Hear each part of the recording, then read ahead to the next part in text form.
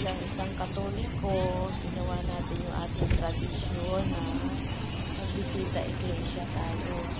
Ayan, nagsimula ako sa bayan ng Binangonan. Diyan ako nag-umpisa. Magbisita iglesia.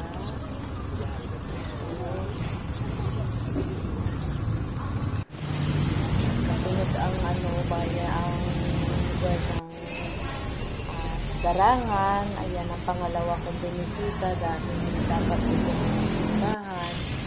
Kasunod ang Sacred Heart ng Tayuma Rizal, pangatlong simbahan. Ito ang pangatlong binisita ko.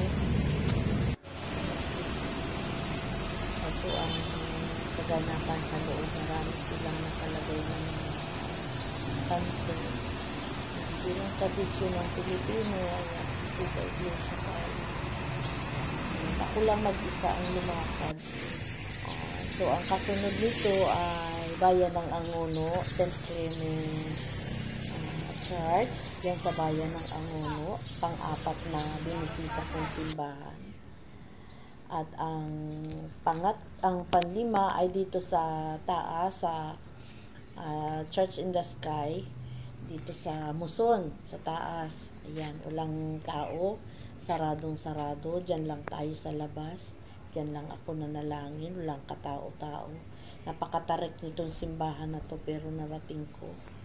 Ayan, nakakatakot din dahil walang tao. At ang panlima ay Dolores Church sa Taytay. Ayan ang panlima. At hindi nalaw na simbahan.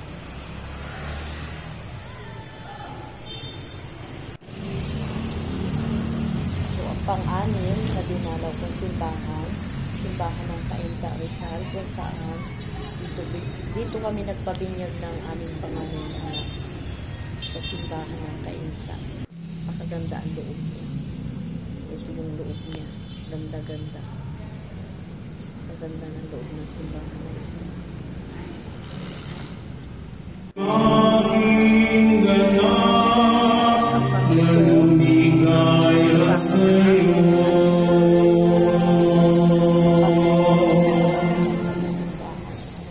Tapos ang aking pagbisita iglesia sa Antipolo.